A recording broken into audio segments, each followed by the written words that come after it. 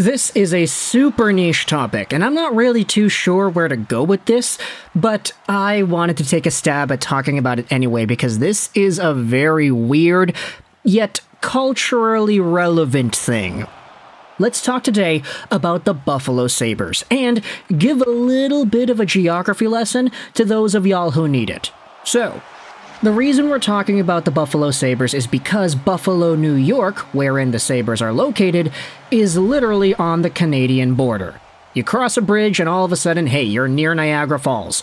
Buffalo is right there, and if you wanted to take a look at the Ontario area, the GTA, Toronto, Ontario is just a little bit north of Buffalo, New York, and in fact, if you wanted to drive from Toronto, this is the map via Google. It literally takes about an hour and a half. With traffic on the highway and the border patrol crossing, it takes about an hour and a half, maybe more, maybe less, to drive from Scotiabank Arena in Toronto to KeyBank Center in Buffalo. An hour and a half is not long, and as a result, you always have Toronto Maple Leafs fans making their way to the Sabres' hometown court whenever the Sabres and the Maple Leafs play.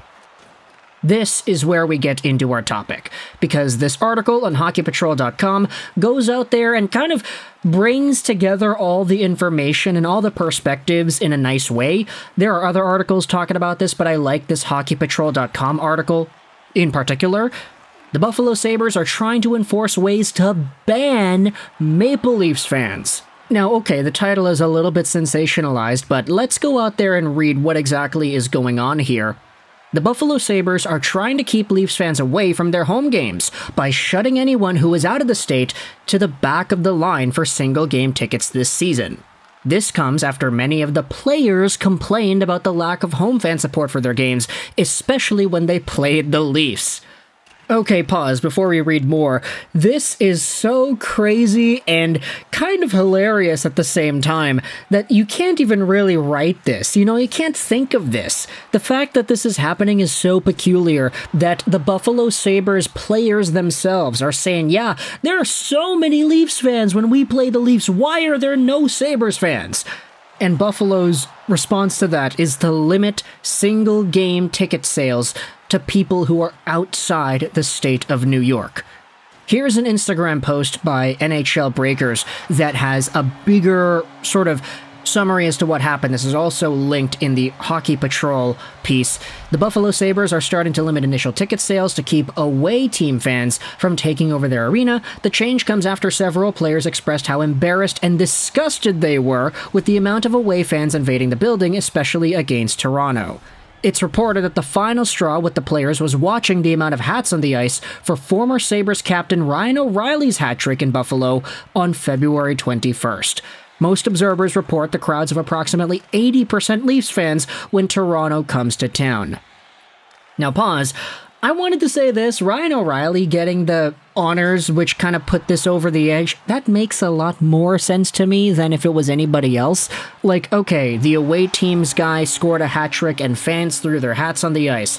Sure, you maybe get one or two fans that will throw it, but if the majority of the fans are doing it for a guy on the opposite team, it definitely hurts. But the fact that this is Ryan O'Reilly, a guy that literally was the former alternate captain of the Buffalo Sabres, that one stings a little bit less, doesn't it? Like, I can understand getting ticked off that most of the building threw their hats on the ice if some random guy on some other team scored a hat trick, but if it's Ryan O'Reilly, I'm honestly willing to give that the pass. Like, I don't know, if Taylor Hall scores a hat trick in Edmonton, or if Tarasenko scores a hat trick against the Blues, if there are hats on the ice, I think that's more than okay. But needless to say, Ryan O'Reilly's hat trick and him being from Buffalo before does not change the fact that approximately 80% of the audience is Leafs fans whenever the Buffalo Sabres play the Leafs in Buffalo. However, away fans will not be banned completely. They also won't be able to purchase any tickets until after rounds of sales go to solely Buffalo zip code residents. This also does not address the secondary market, which dominates sports tickets such as StubHub. So there you go. Initial ticket sales will be directly to Buffalo zip code people, and then once the rounds have made their way where the Buffalo guys are able to get their tickets, that is when the external market is able to purchase their tickets.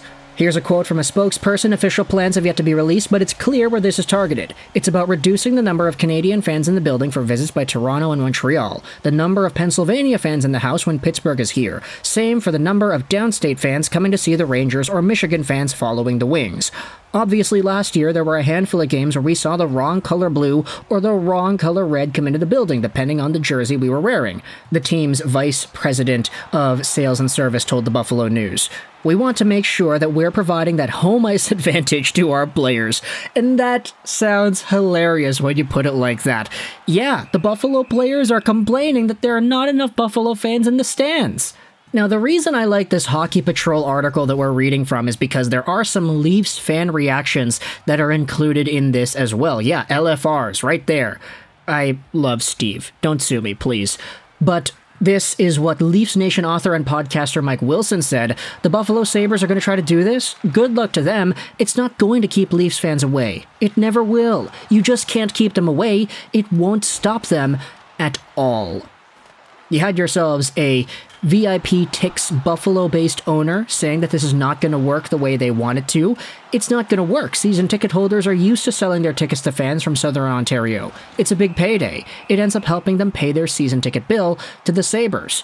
And then you had yourself some articles also published on external news sources, Buffalo Hockey Now, the Toronto Star, all collaborating saying the same thing, that, hey, the Sabres are trying to restrict the access to Leafs fans. The Sabres don't want Leafs fans in the stands. And, of course, that is so outrageous when you say it like that, but with all the evidence put on the table here, it does make a lot more sense when you think about it. Like, of course, sure, money is money, and at the end of the day, sports teams are built for profit. If you're selling tickets, that is totally okay. You're fulfilling your quota, you're doing whatever. There's a reason sports teams exist. It's for entertainment, it's for money.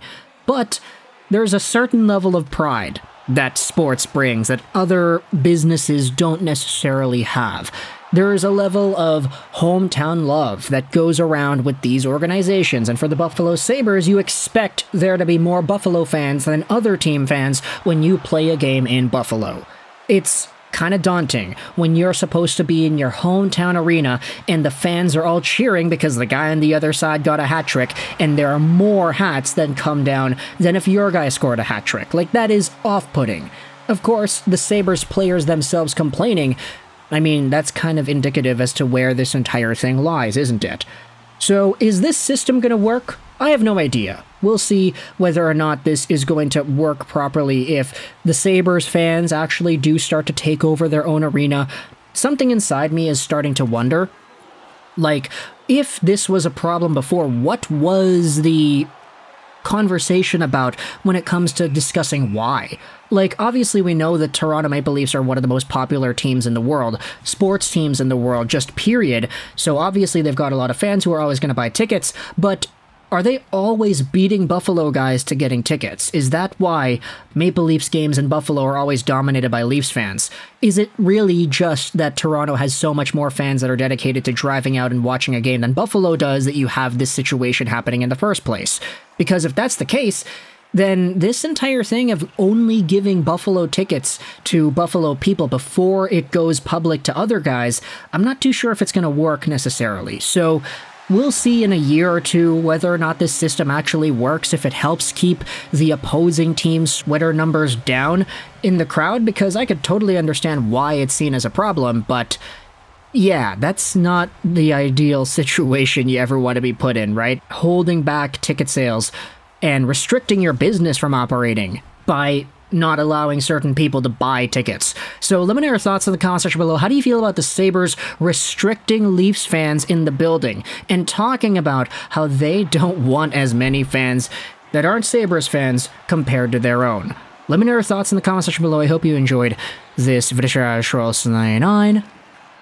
And bye.